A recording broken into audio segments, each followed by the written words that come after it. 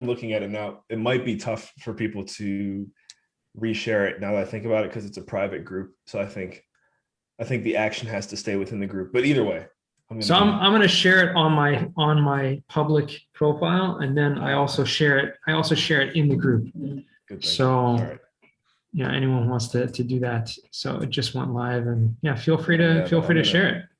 I'm gonna go to your public page then and just wait for it to pop up there. All righty, and for everyone else here, welcome. It's been a while. We were off for 2 weeks, but we have a great speaker tonight, a really great topic, and I'm excited for this. It's something that really applies to everyone and anyone in any space they're in, I think, and can be really beneficial for everyone. So yeah, just happy to be back and happy to be joined by Adam, and we're going to introduce him in a second as people are kind of streaming in here. I found it. Time to circulate this link. All righty, very good. That's awesome. Just put in the group also, and yeah, for everyone else, like we said, we meet here every Wednesday night, 7 p.m. Eastern. Had a great topic tonight, which is how to produce a next level webinar with Adam Carswell. Next week, I'm really excited. Chelsea Garber, who's going to be, she's an interior designer and a multifamily investor, is going to be sharing about that design process and why that's such an important integral part of multifamily or any type of property really, but the value add component of the design process. So check that out. The week after that, we got an awesome guest, almost as awesome as tonight's guest, but Luke Carl from the Short Term Shop is going to be sharing lots of nuggets about short-term rentals and how they are like crushing it, and how tons of people are crushing it in the short-term rental space. So that's 2 weeks from now. Again, next week, Chelsea. Tonight, we got Adam. And just the link you use to join tonight is actually a permanent link. You can use it every single week and just save it to your calendar, and it will come back. We got an awesome lineup next couple of months. And I apologize if you guys tried to get on 2 weeks ago. I had an emergency come up, and I totally was without any form of communication, and it was literally like something that's never really happened to me before. So we missed Dustin and Hayden, who are going to give a multifamily case study. They're rescheduled for sometime next month, so just keep your eyes out for that. And without further ado, just introduce myself over here. I'm Yona Weiss. You're probably familiar. You've probably seen me around. And I'm a cost segregation expert. That's what I do by day. Just happy to kind of be joining you guys week after week with this, and happy to be able to bring this group together. I do want to make one special announcement if I can, if we're able to. We have here, and I hope I'm not going to embarrass you, but Jeff is on the call with us tonight. He was one of our regulars, and I know he brings a lot of people here. And he actually just hooked up with a new position at a company, the eProperty, what is it? eHome Care Solutions? Yeah, eProperty Care. That's right. eProperty Care. That, I don't know if you remember, a few weeks back, we had Charles, who was the CEO of that, gave an awesome presentation about adding value to properties through, phone, through locks, virtual locks, and cellular stuff. Yep. And through that, they met through this meetup. So I'm super excited that this is like real life networking happening. People, I'm like beyond words for that. So keep coming back. The lesson is keep networking, keep coming back and meeting the people. Stick around. We got the breakout rooms at the end over here. And without further ado, Adam Carswell, take it away. All right, Yona, thank you so much for having me. Ready to dive in here. Could you give me the option to screen share? Yep. And the beauty of live events. Just want to double check. How much time are we aiming for on the presentation? You got, I'd say 35, 45 minutes or so until. We're working. So we'll leave, we'll put it this way, we'll leave plenty of time for Q&A, and let's go ahead and get this show on the road. Yona knows I love my music. So obviously we're gonna have a little intro music here.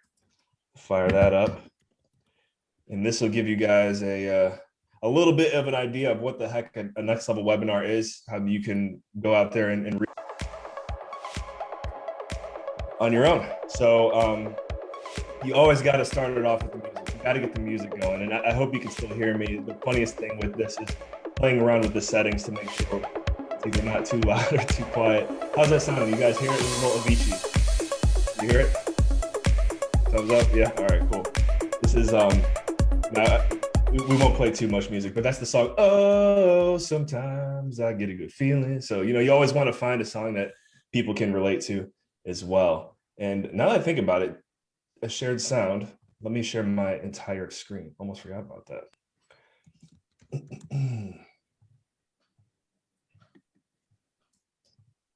There it is. There it is. There it is. All right. So next level webinars. Really, I think the essence and what you're going to want to look forward to learning here today is how to put on an amazing rock star, unbelievable webinar that people will never forget that they attended. And we've got a little bit of a recipe here. Before I get in, I guess I want to share a little bit of my story, background, and how the heck I started producing webinars. So in a nutshell, Adam Carswell, born and raised in the Cleveland, Ohio area, went to college or university in Western Pennsylvania at Westminster College. There, I was a college athlete, competed for 4 years in basketball, track and field, studied broadcasting. So been kind of in front of a camera for a good portion of my life. And then from there, graduating school, I wanted to be a college basketball coach. That was really my main focus. And there's no, I just realized I just burped. Excuse me if I burp a little bit more on this. I just finished eating. Thank you to my fiance for always putting together amazing dinners. Nikki, I hope you're watching. But anyways, found my way as wanting to be a college basketball coach, traveling to Central America, Belize in particular, where I pursued my MBA. I got my master's and I continued to play basketball at the school I was at. Long story short, I just turned 30 a couple of weeks ago, but age 23, I became the head coach of Galen University, where I was studying at, and just had a successful time there. As a player, we won a national championship, and then the next year as a coach, which was a crazy story within itself. If you want to hear it sometime, just shoot me a message and say, what's up with this basketball stuff? But I became the head coach at 23, and we won another national championship, and it was just like, wow, I just achieved my life goal. What's next? And I had a lot of friends who were in the coaching industry that I saw like in the NCAA, because I was outside of the US at this time. And the NCAA coaching thing is just, man, it's such a grind. And I started to realize like, I think I actually don't love basketball as much as these guys. Like, it was a great tool for me to get out and see the world and kind of learn and discover who I am and who I was. But I just decided, it's time to shift gears. Like, this is a good way to go out. So graduated, moved back to the US. Knew I didn't want to go back to Cleveland after living in Belize for 2 years. You're like, man, I gotta keep this momentum going. So I got a job offer. I knew I wanted to get a job with a Fortune 500 company. Got started with Sherwin-Williams, the paint company, when I first started, managing stores for them in the Washington, DC area through a connection that I had through my undergrad at Westminster. And then, not long after being at Sherwin-Williams, I'd say probably after 2 years. And by the way, I have to say, Sherwin-Williams, great company, taught me a lot of the fundamentals of business and just how to carry yourself professionally. I just kind of got to a point where I realized even the people that I really, really, really looked up to and wanted to be like one day, they were still working 60 to 80-hour weeks and like probably making what most would consider good money, but it just seemed like a ceiling. And I'm like, man, I want to be somewhere where there's no ceiling. And I was working on a little entrepreneurial venture at the time with my friend Chaz Irish, and long story short, is a t-shirt company. We did very well with it. And then that's when I started making money for the first time, like directly to me. You make a sale and a transaction, then you get a percentage of bonus structure, whatever, yada, yada. But this is the first time I was like, whoa, all that money is actually mine. It's like, entrepreneurship is pretty cool. So started figuring out which direction I wanted to go. I knew it was either tech or real estate, because traditionally those are the two avenues that we see most of our millionaire, billionaire, soon to be probably a lot of trillionaires with all the money that the government's printing right now. I was like, all right, I got to pick one of these two. And I ended up picking real estate. Got started with Remax. I was with Remax for 2 years, again, in the DC area. Shout out to Andrew Reamer. If you ever see this, my first broker, guy changed my life. and then continue to go down these rabbit holes. And don't worry, we're almost done with the story here.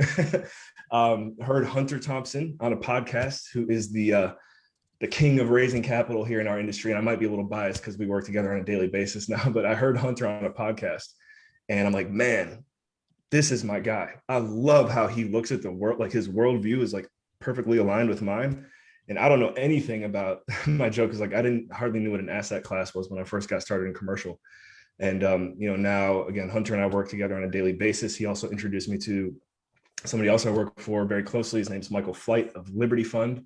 I met Michael through Hunter, and I have basically become a modern day apprentice now with these two. And the reason why it's important that I'm working for and with both of them is because it's given me the opportunity to also go out and easily pursue things like what we're getting into here today, which is next level webinars. So I have a podcast, Dream Chasers. You can you look it up, dreamchasers-ix.com. That's dreamchasers-ix.com. I see my assistant Rena is here too. She does so much of this, like even part of this presentation. Wouldn't be able to do it today without Rena. Thank you. And so pursuing all these things with that logo and my own branding outside of what I'm doing with Michael and Hunter. And it's just been an amazing journey. So thank you for listening. I'm not sure how much time that took, but I hope it was a nutshell one. And now we can get to next level webinars, which someone in my mastermind, the next level mastermind, Shah Hassan, started pointing me in this direction almost a year ago. He's like, Adam, you're really good at this. You should, make this something more than you do just once. Cause we did a presentation once together and had a blast with it. So I'm like, okay, goal for 2021. We're going to produce 52 webinars this year.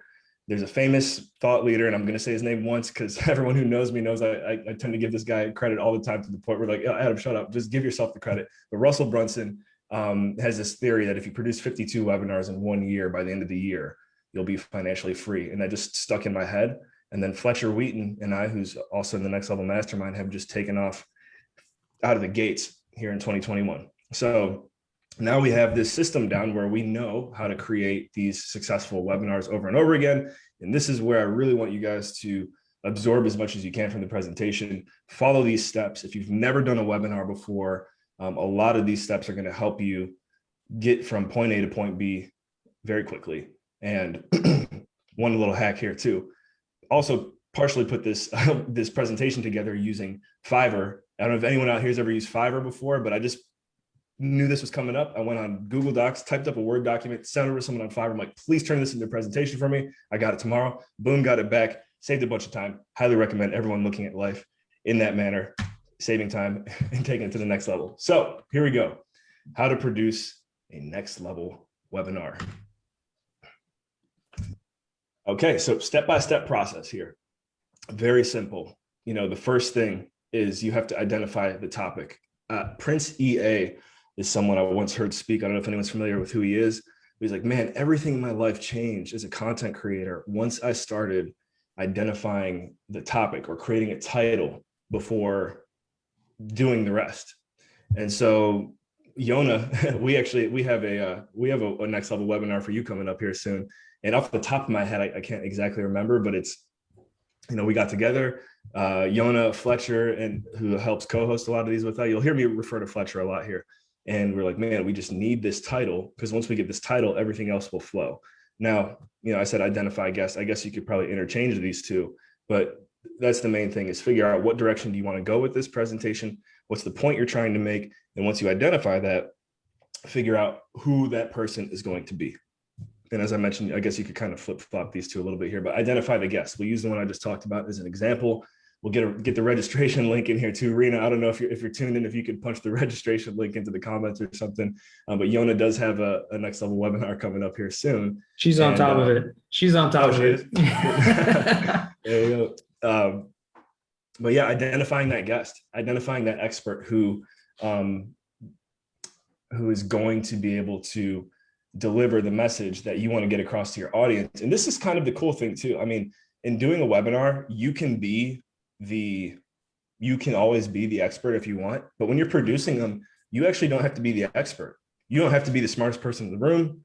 Like, all you have to know is when we go through this whole process here, you see, all you have to do is really know how to schedule things, make sure people show up and click buttons and talk a little bit. So I think for me, that's been one of the biggest takeaways here too, is you can really come across as someone who is knowledgeable and knows what they're doing, even if in reality you don't really know everything.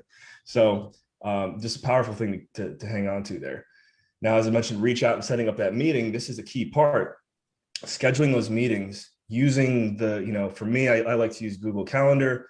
I was talking to someone earlier today who does scheduling through Outlook. I know you can use the iPhone calendar. I mean, different ways to do it, but figuring out how you want to schedule your meetings is important. And once you kind of have that piece figured out, getting those calendar invites out to people, I'm sure we can all relate here. Like you gotta get the calendar invite. I remember like 5 years ago, the first time someone told me, hey, send me a calendar invite. I'm like, that's stupid. Why can't you just write it down? But man, it changes everything when you get people to click accept and get it in their calendar. Things happen a lot smoother and more quickly. So once you have that meeting, and Yona, you kind of know what this is like when you met with Fletcher and I. And let me throw this in here too. I mean, if you are going to be doing a webinar, I do highly recommend finding a co-host or a production team, 2 or 3 people, or excuse me, 1 or 2 people that you can have kind of on your side as you're making your way through this process. It really just makes things go a lot smoother.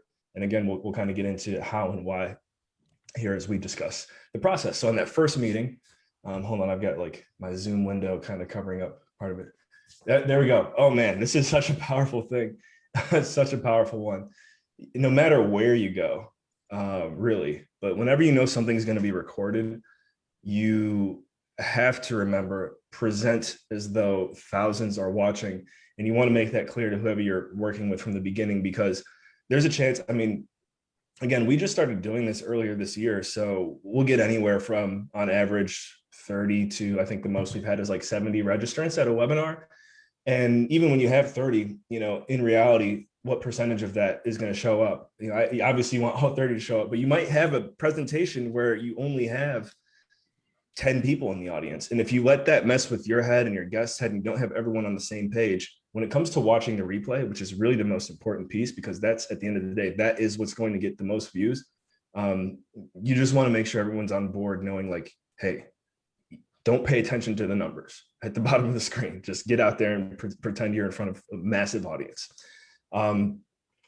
So breaking ice, and you'll see later in this presentation, we're going to go through this again.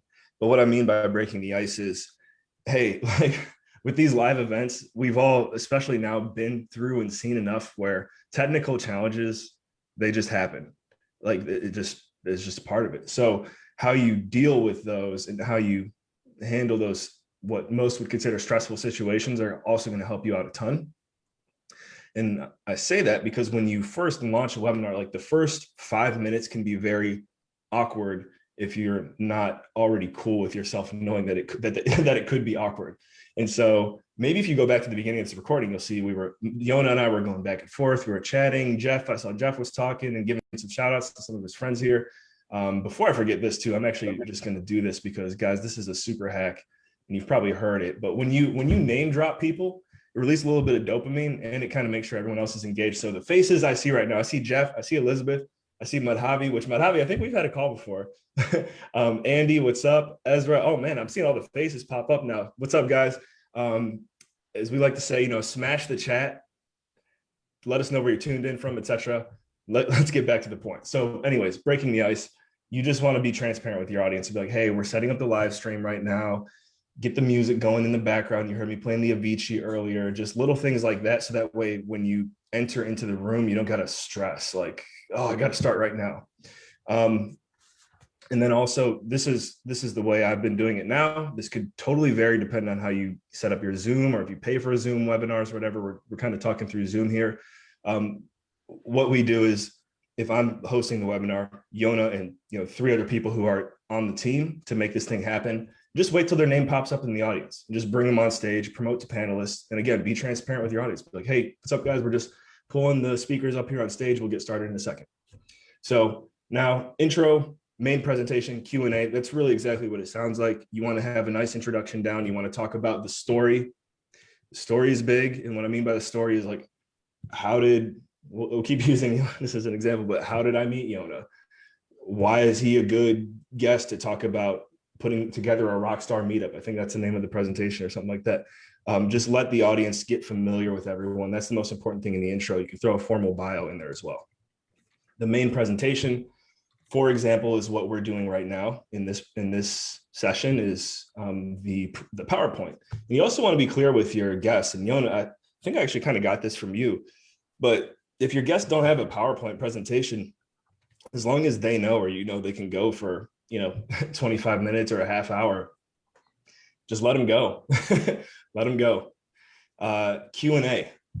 Sometimes I think Q&A gets overlooked as like how important how an important piece of the presentation this is for multiple reasons. And I'll try to remember this later when I start talking about chopping up bite-sized clips from the webinar. But the Q&A is really the opportunity where I get to, or whoever's presenting, hold on, we're gonna do some more shout outs now once I can find it.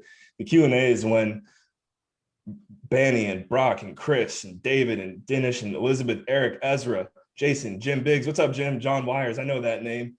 Lawrence, Patrick, Rena, there you go, Rena, good stuff. Stephen, that's when they get to be an opportunity to become the star of your show. And that's really important to capture that, whether you're doing something where they can unmute or just ask the question saying, hey, we got a question from Patrick. When you go back and you chop up the bite-sized clips again, which I'll get to later, getting Patrick's name in there can really help drive traffic in ways after the webinars, which we'll get to. So closing, again, really what you would expect or what it is, which is, contact information, summarizing what you learned, letting the audience know what's next and when. Again, as I mentioned for next level webinars, we're doing one every Thursday at 12 p.m. Pacific right now. So I'll drop this now, guys. If you go to my website, carswell.io, that's carswell.io, you can go ahead and get reserved for the next one right there. Or you could just probably send a DM on here to Rena. Again, she's amazing. And that's the whole essence of closing, is just summarizing contact information, what's next and when. And then this, I have found, is actually one of the keys to making your webinar one that is memorable and sticks and actually does more than just educate people, but connects people. And Yona is the king of connections here. So you want to incentivize the people that have shown up live to get more than their quote unquote money's worth, whether you're charging or not for your webinar. And so normally during the Q&A portion at the beginning, middle, maybe even the end, we'll say, hey guys, we're getting ready to shut things down. Everyone who's joining us here on the replay, thank you so much for joining us. By the way, if you're with us here on the replay, remember next time you should come here live, because after we're done recording, we're going to do a 15-minute breakout session with Yona where you can ask him questions directly and figure out how you can make your meetup better than everyone else's. And we've seen over and over again now, just new connections and relationships and things being created from that final breakout session, which is, it's like the VIP room. It's exclusive. It's not recorded, etc. So a nice little trick that Fletcher and I picked up that I highly recommend people looking into and considering. So that's like the whole process we just went through, and that's what you want to go through with your guest in advance. Yona, I just noticed, like, going through that, there's probably a few things in there that even you and I didn't fully go through yet, but now you know, and that's how you should do it, guys. Every now and then you might mess up and not do it perfect, but some more things here to keep in mind that are very key. After you have that meeting with the guest, you got to set up that registration link.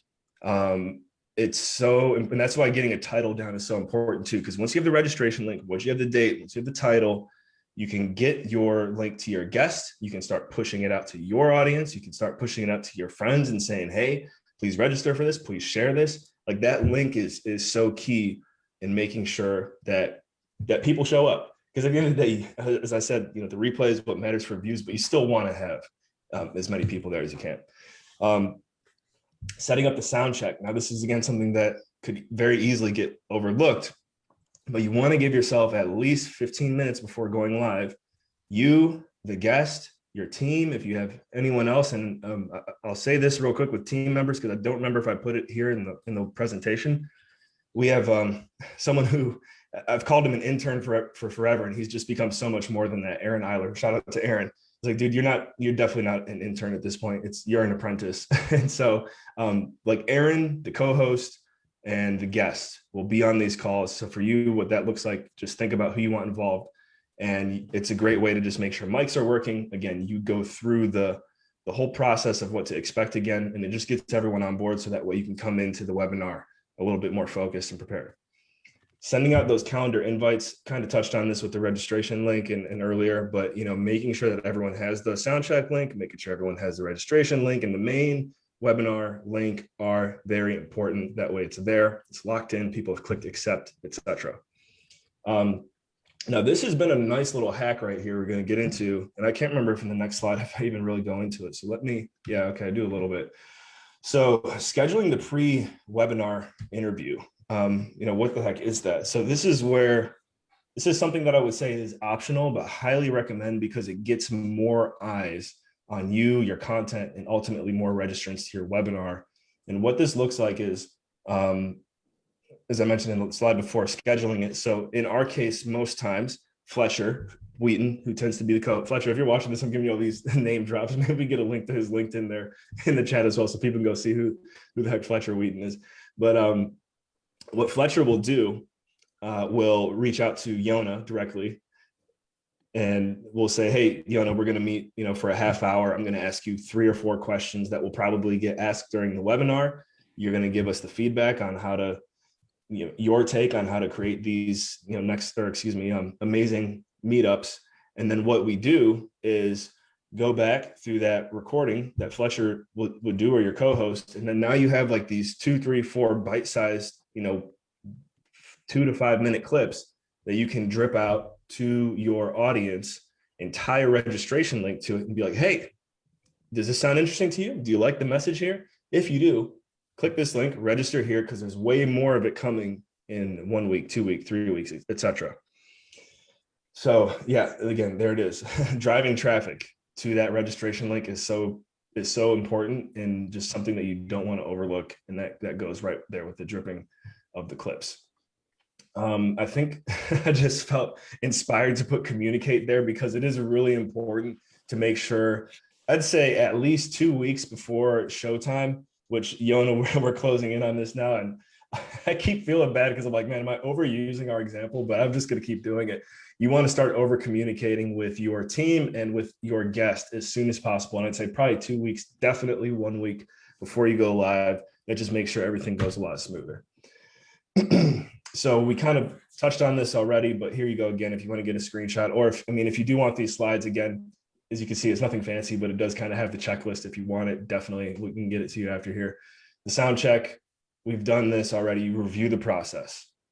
Remind everyone, thousands are going to be watching today. Remind everyone, hey, we're going to break the ice at the beginning. This is what it's going to look like, and have some music, etc. Might be a few technical difficulties.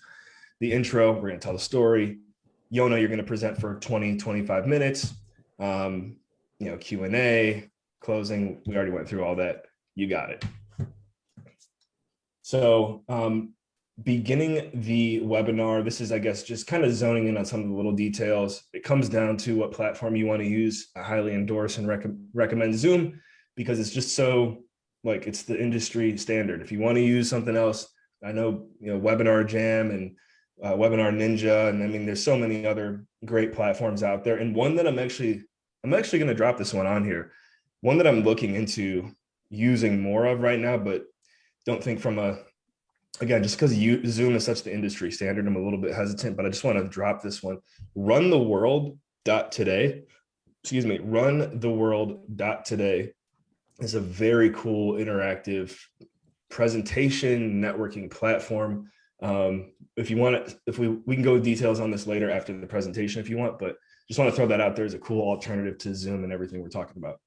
But yeah, setting up that live stream is key, and it's something that we weren't doing until maybe about 3 months ago. But when you have the live stream, I see we got Facebook pulled up over here. Again, another level of professionalism that you have the opportunity to access. You totally, in my opinion, you're going to want to have your presentation streaming somewhere, unless it's maybe a webinar for like a 506B offering or something like that. And actually, this is one thing that I know I did not put in the presentation, but I learned this one. I was at Grant Cardone's 10X growth conference virtually, and they had a guy on there talking about the power of setting up a second camera, because all of a sudden what this does is creates even more of a live feel and a live dynamic to what you're doing. And so I set this up like maybe like 3 weeks ago. I almost always forget to use it, but when I get the chance to, I do. And it makes a very cool impression. I don't really have the words for it, but if you can go set up a second camera, it really levels up your professionalism and can make you look, that much more like, exactly what you're doing, which is what we all want, right? So, hey, don't forget to press record, right? That's important. So yeah, again, obviously, as I was putting this presentation together, I thought the process was pretty freaking important. It is. There you go. So follow it. Break ice, intro, main presentation, Q&A, closing, breakout session. So now what happens after the show, after the breakout session, what's next, etc. If you streamed it to Facebook, technically the replay is available immediately for whoever. So there's always that. What we like to do is record it on Zoom as well. So that way you can have like, for example, the shared view with the speaker. You can have the gallery view. I mean, Zoom gives you a lot of different options as far as recording, especially if you record it to the cloud, by the way. I don't know anyone that records to, I think we actually are recording to the hard drive right now. So it will normally only give you one option when you record to the hard drive, which again is fine. If you did want like different angles and views, I don't know why, but when you record to the cloud or the Zoom, it gives you different options. So keep that in mind. And then also what we like to do is upload our replays to YouTube as well. You could send out the Zoom link and replay if you want to. Honestly, there's nothing wrong with that. And quite frankly, Zoom will give you like data and metrics on who watched up to what point with the replay. With next level webinars, we just like to put them on YouTube because a lot of them are educational. They're going to add value to the marketplace. It's kind of just like, why the heck not? Maybe one day we'll make them private. I don't know. We'll see. Sharing the registration emails is also, it's kind of like, what's the whole point of doing this in the first place? And we could go on a tangent about email list building. I think anyone in here knows it. And if you haven't heard it yet, like you have to have an email list.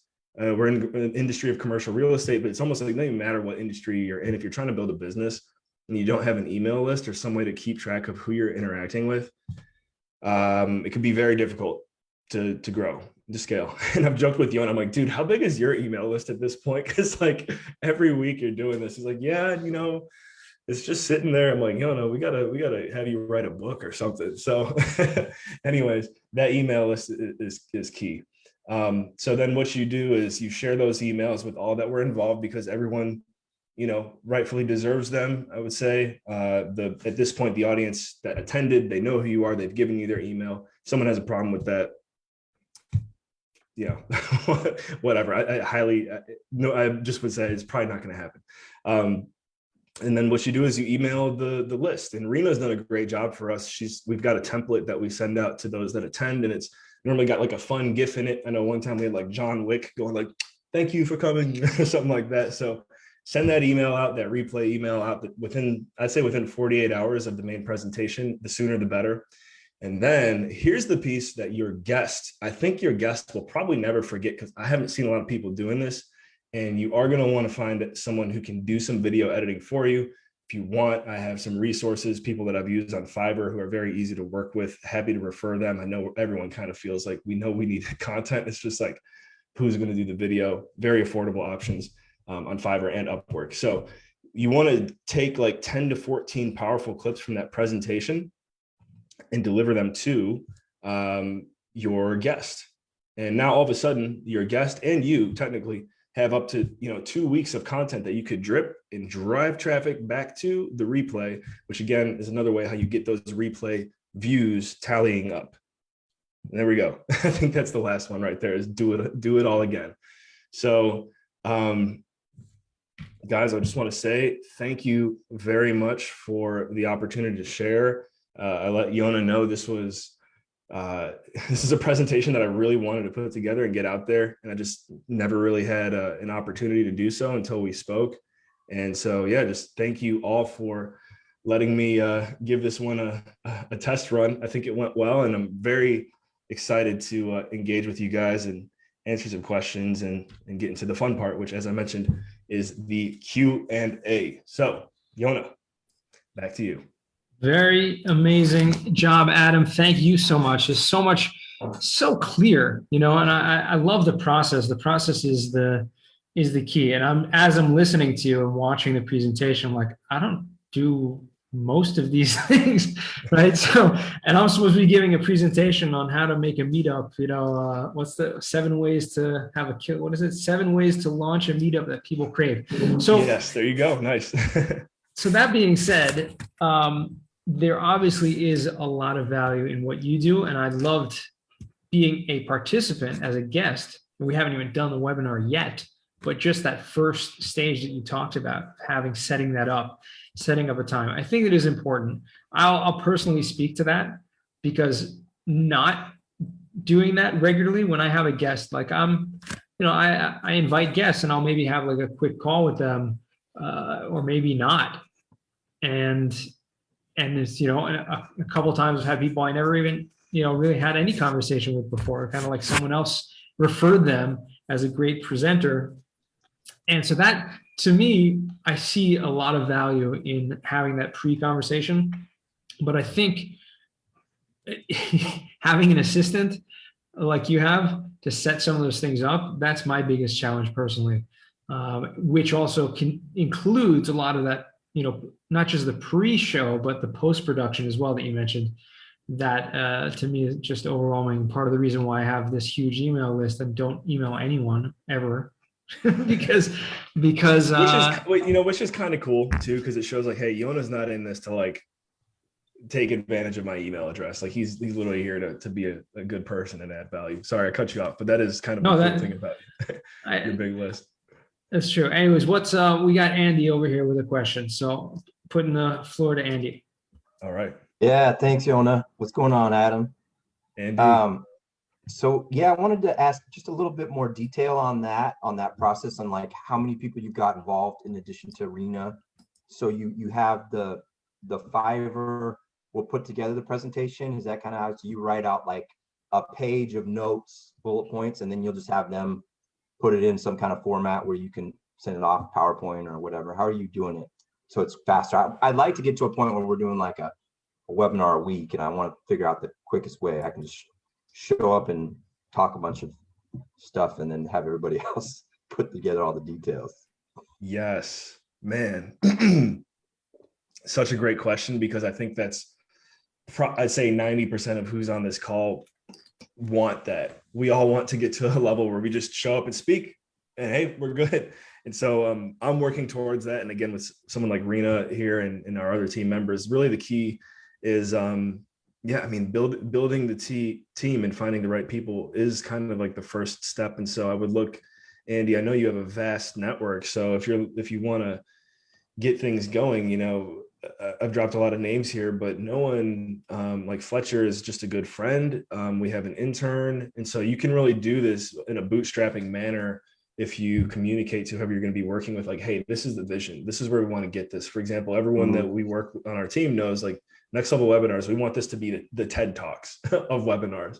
And so that's important. As I mentioned, now it's funny, I've kind of fallen in love with Fiverr, and I look back at like my 1.5 year journey using it compared to Upwork. And I know that a year and a half ago, when I was much more of a bootstrapping phase with a lot of things that I'm working on, Fiverr just seemed more affordable.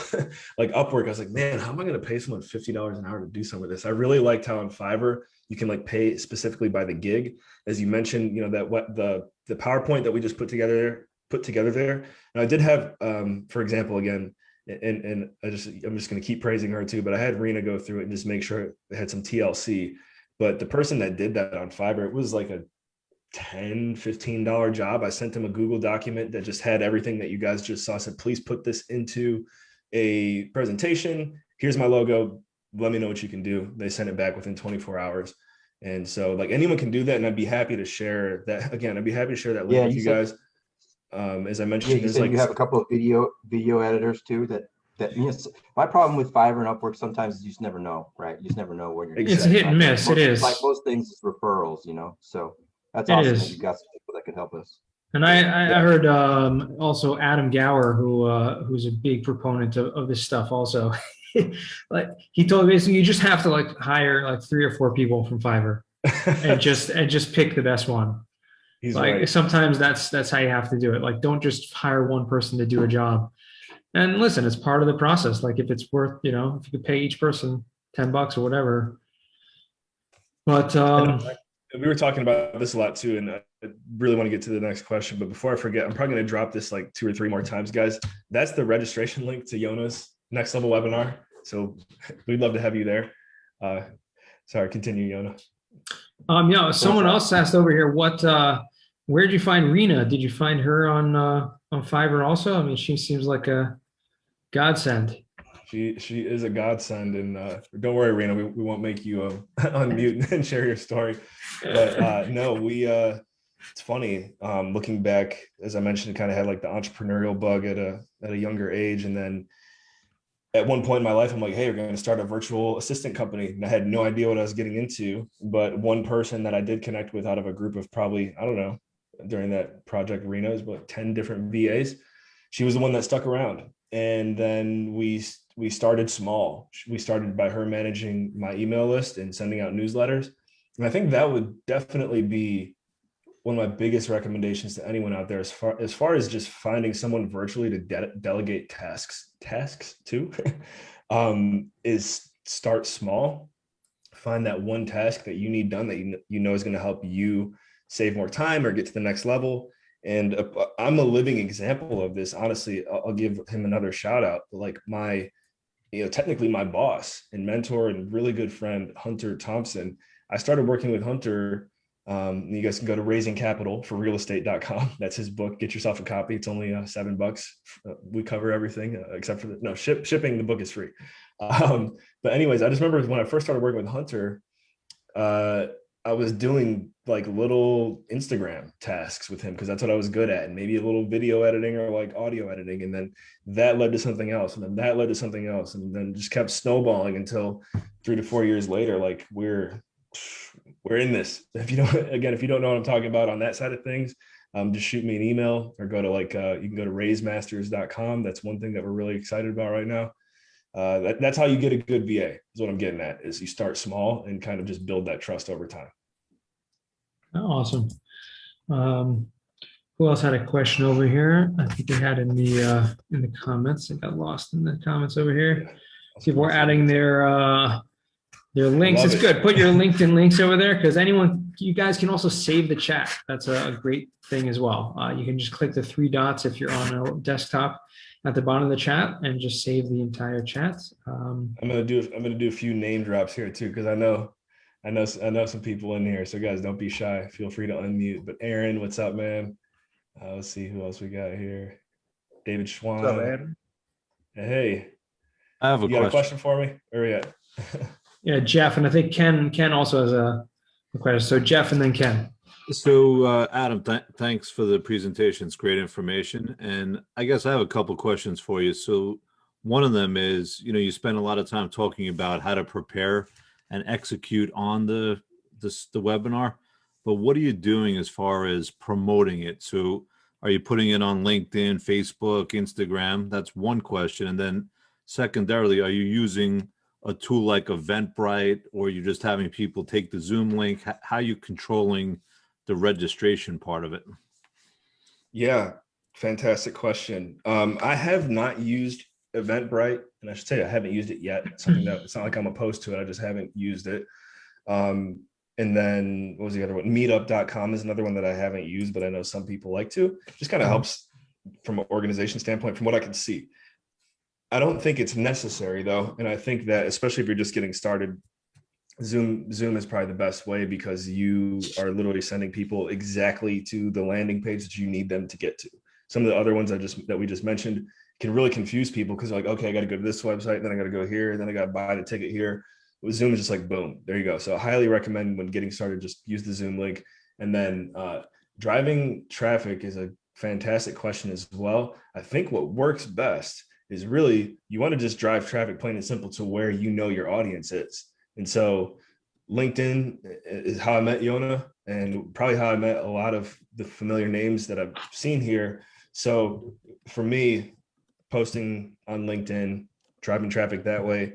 Facebook, which is Facebook's like slowly kind of turning into LinkedIn a little bit. People are getting more professional on there and actually having a Facebook profile now. But yeah, I'd say for me, it's LinkedIn, Facebook. We will make occasionally posts on Instagram, but we're not, to be honest, we're just, until I'm Grant Cardone or something like that. Like I don't need to feel like I need to be on all these platforms. I think you just find where your audience is, and email list, as we mentioned, sending out reminders to your email list about, hey, webinar coming up, 1 month, 1 week, 1 day. Those are big, like number one, 1 month, 1 week, 1 day. Those are big reminders. And you can actually, if you pay for the Zoom webinar feature, which is compared to like Zoom Pro, which I think is less than $15. Zoom webinar, for whatever reason, is like $40, but man, it does really help take your professionalism up, and you can get automated emails going. So I do recommend it if it's in your budget. Does that help answer your question? Yeah, no, that's great. That's great information. One thing I would share with you is I do a podcast now, and I'm using StreamYard for that. So you could have up to 10 guests on there, and you could do some stuff with banners and scrolling and questions. So using that and then doing some post-production work, it comes out pretty sharp also. So again, if you haven't checked it out, definitely recommend it as well. Not crazy expensive either. Yeah. I've been on someone's StreamYard through like LinkedIn Live, and I have been impressed with the quality of it. StreamYard, I would say, is a good one. Yeah. All right, let's see. We got Ken over here. Next question. All right. Adam, great presentation. I just have a question on more of like a presentation or a technical standpoint. Like, would you recommend, or how would you incorporate like videos or some stuff that helps tell the story of the webinar? Say you have a presentation on how to build something and you have a good video on there or something like that. Like, instead of a talking head, it might be, how would you, what is the good idea? What is the best way to incorporate that? And how do you get that into your post-production where you're not going to have like be able to pull it like that embedded into your PowerPoint? Yeah, that's an interesting one, because again, taking a step back and looking at the presentation that we just went through is really focused on how to produce it. And in the process of producing, you actually end up kind of not necessarily being the main presentation. However, we have had people share videos on their webinars.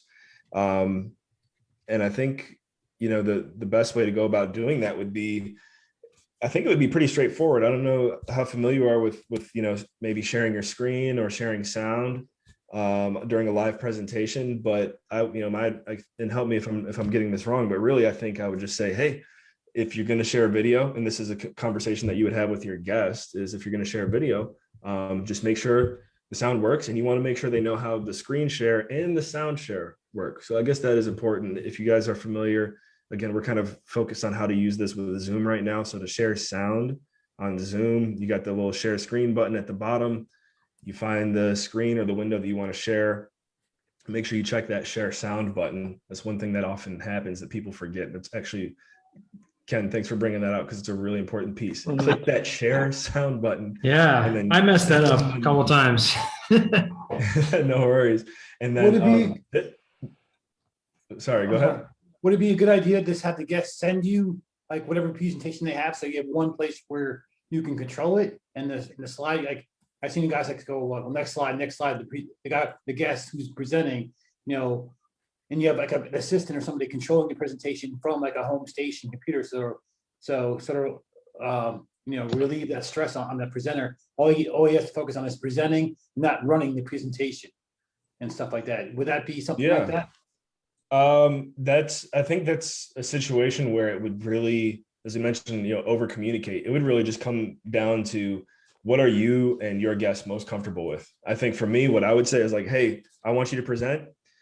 Please, I want you to run the presentation, because I actually have done a few presentations, maybe not with video, but where my guest is presenting and then I'm the one controlling the PowerPoint, and it can just get, especially in Zoom when you're not actually literally not in the same room, it can get kind of tricky. So that would probably be like my advice, would be, no matter who your guests are, just be like, hey, just so you know, you are completely responsible for the video. You're completely responsible for the presentation. If you want to share video, great. If anything, encourage it, because audience does like video.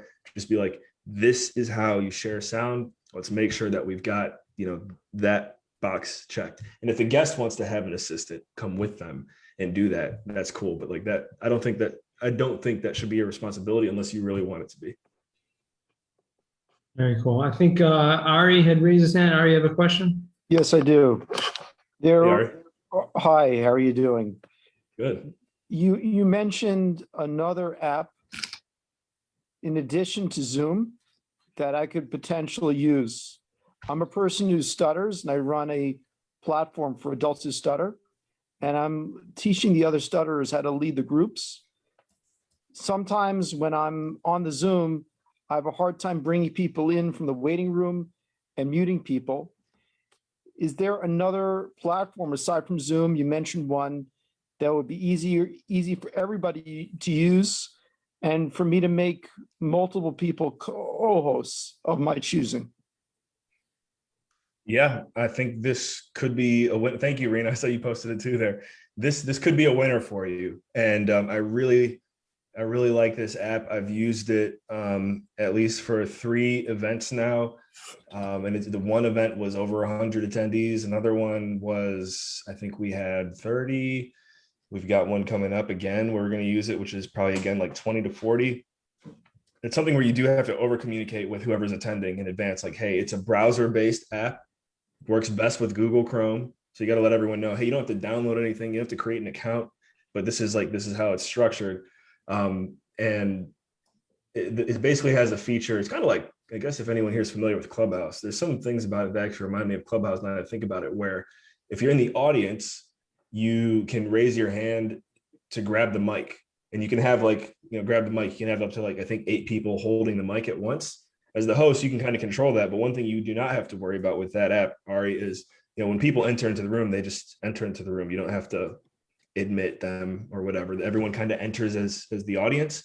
And then on the back end, another cool thing that you can do is you can invite speakers. So that way, if you're going to have someone coming on who you don't even want to bother having them grab the mic to speak, you just want them to show up on stage with you, you can do that.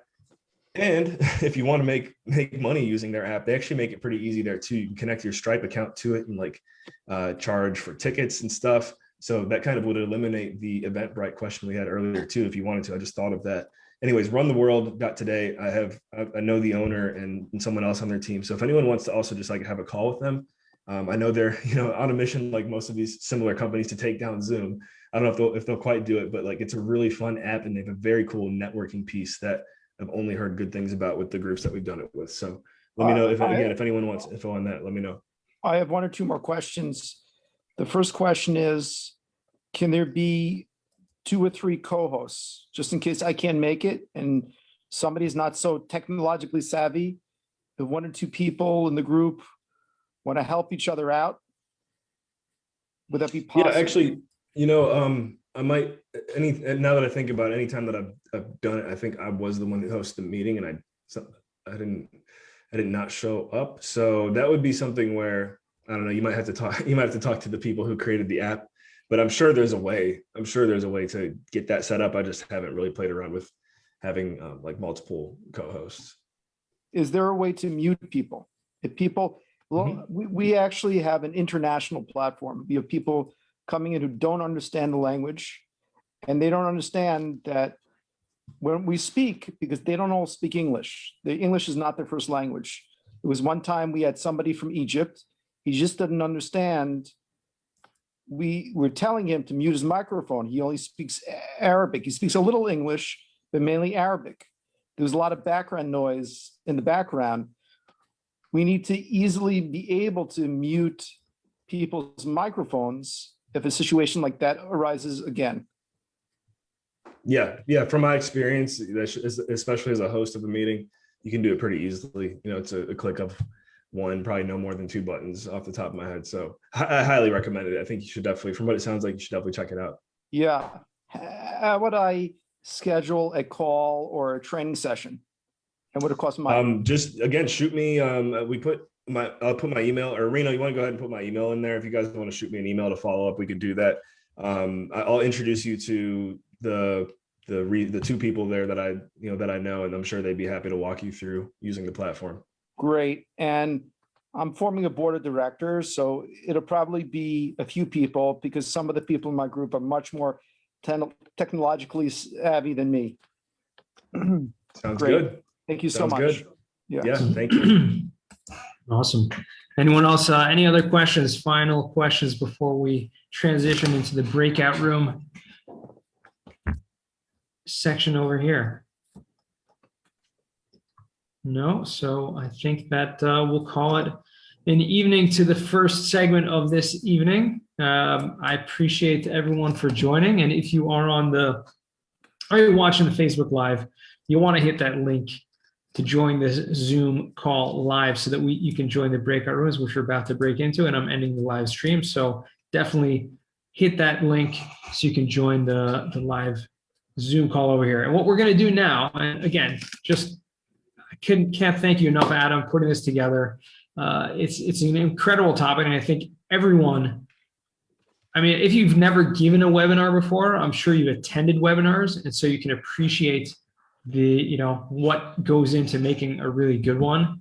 And I think Adam broke it down really well, and he's going to be sharing those slides with anyone that wants them. So please do that and reach out to him and connect with everyone. If you guys, again, you want to put your comments in your contact information, whatever, your LinkedIn link in the chat, you can definitely do that. We're open to that. But again, if you are watching the Facebook Live, I'm ending the stream right now, so make sure that you join the Zoom. What we're going to do now, the breakout rooms, how it works. And again, before we leave, next week, don't forget, we got Chelsea Garber talking about design in multifamily, the importance of good design. She's an interior designer and a multifamily investor, and that's something really awesome. Excited about that.